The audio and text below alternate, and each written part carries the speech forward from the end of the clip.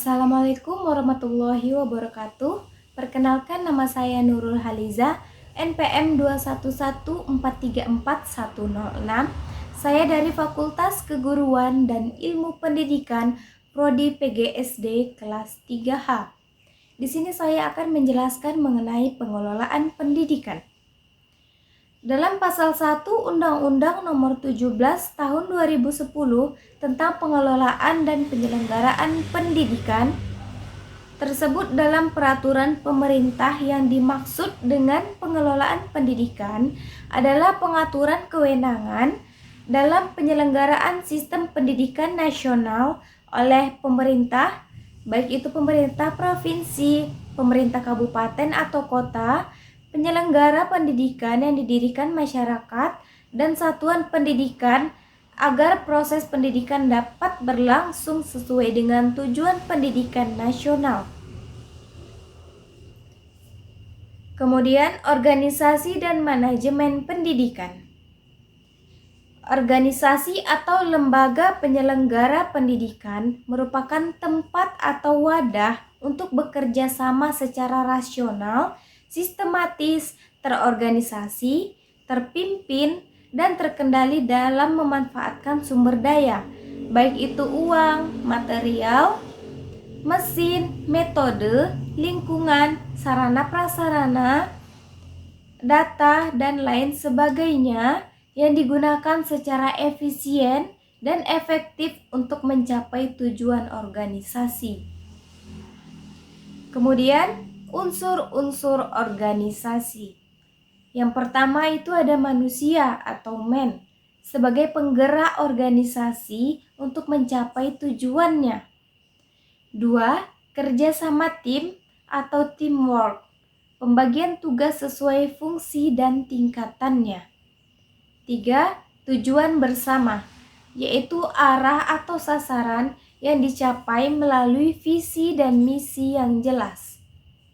4. Peralatan atau equipment, yaitu segala sesuatu yang digunakan dalam organisasi seperti uang, kendaraan, gedung, tanah, dan barang modal lainnya.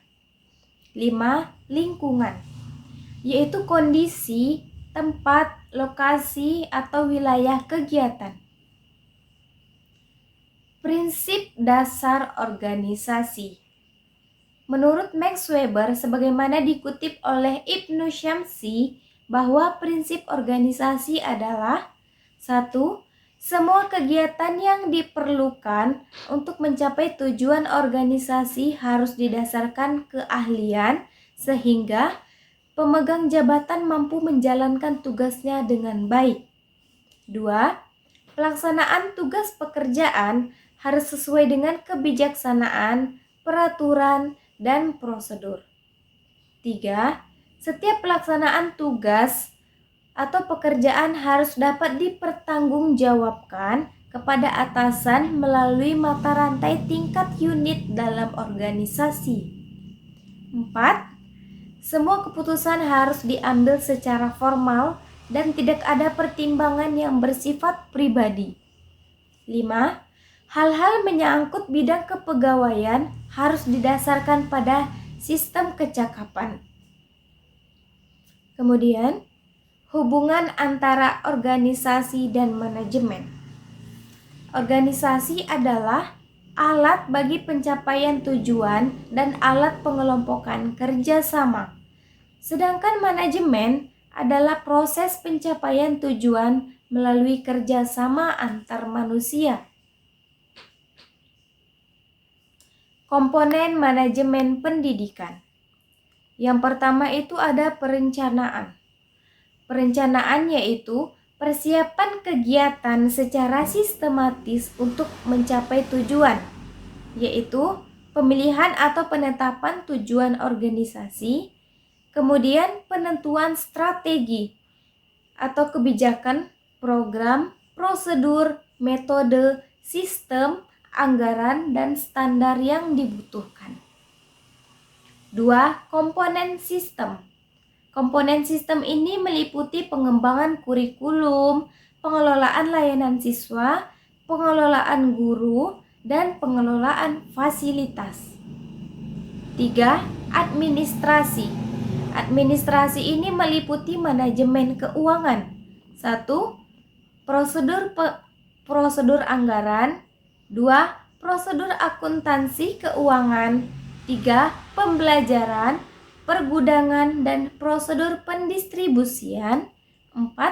Prosedur investasi. 5. Prosedur pemeriksaan. Jenis-jenis organisasi. Jenis-jenis organisasi terbagi dua, yaitu organisasi formal dan organisasi informal. Yang pertama, organisasi formal. Organisasi formal ini memiliki ciri-ciri diantaranya memiliki penataan yang rapi, struktur yang jelas, kepemimpinan yang baik, serta peraturan tertulis yang memuat hak dan kewajiban setiap anggotanya. Contoh organisasi formal yaitu organisasi pemerintahan atau OSIS dan BEM atau Badan Eksekutif Mahasiswa. 2. Organisasi informal. Organisasi informal ini memiliki ciri-ciri tidak jelasnya visi misi atau kepemimpinan sukarela, tidak adanya aturan yang mengekang. Contohnya itu seperti paguyuban seni, paguyuban pengajian, atau komunitas pecinta alam dan komunitas pecinta hewan. Bentuk-bentuk organisasi. Yang pertama ada organisasi politik. Organisasi politik ini adalah bagian dari satu kesatuan yang berkepentingan dalam pembentukan tantangan sosial pada suatu wilayah tertentu oleh pemerintah yang sah. Contohnya itu seperti TNI, Polri, MUI, partai, dan lain-lain. 2. Organisasi sosial. Organisasi sosial ini adalah masyarakat yang mempunyai suatu tujuan sehingga bisa membentuk lembaga sosial atau organisasi dengan tidak melanggar aturan yang ada di negara.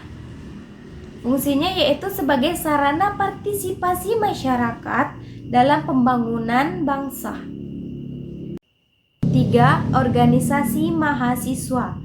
Organisasi mahasiswa ini beranggotakan mahasiswa guna untuk mewadahi bakat, minat, dan potensi anggotanya. Contohnya itu seperti HIMA, BEM, UKM, dan lain sebagainya. 4. Organisasi bisnis. Organisasi bisnis ini dibentuk oleh 2 orang atau lebih yang bekerja secara terkoordinasi dalam lingkungan eksternal yang memiliki tujuan kolektif. Contohnya itu seperti PT, CV, firma, koperasi, dan lain sebagainya. 5. Organisasi teknis. Organisasi teknis ini terdiri dari sekelompok orang yang harus memenuhi tugas tertentu untuk memenuhi kebutuhan masyarakat. Contohnya itu seperti jasa konstruksi, industri, dan lain-lain. Dimensi organisasi.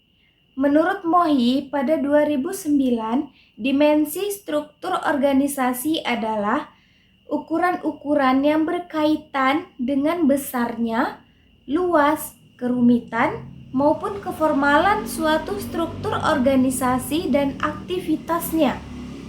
Struktur organisasi tidaklah selamanya tetap, tetapi bisa berubah, baik itu semakin luas atau semakin besar, maupun bisa semakin kecil. Dalam dimensi struktur organisasi terdapat 3 substansi. Yang pertama itu kompleksitas. Mempertimbangkan tingkat diferensiasi yang ada dalam organisasi termasuk di dalamnya tingkat spesialisasi atau tingkat pembagian kerja, jumlah tingkatan di mana atau di dalam hierarki organisasi serta tingkat sejauh mana unit-unit organisasi tersebar secara geografis.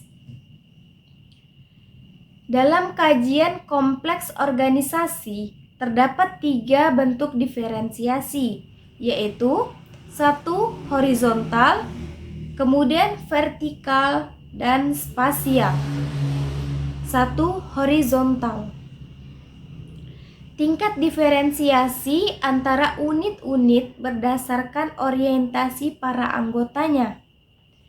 Kemudian vertikal, yaitu merujuk pada kedalaman struktur. 3. Spasial, yaitu perluasan dari dimensi horizontal dan vertikal, yaitu memungkinkan untuk memisahkan tugas dan pusat kekuasaan secara geografis. Pemisahan ini mencakup penyebaran jumlah dan jarak. 2. Formalisasi, merujuk pada tingkat sejauh mana pekerjaan dalam organisasi itu distandarisasikan untuk mengatur para pegawainya.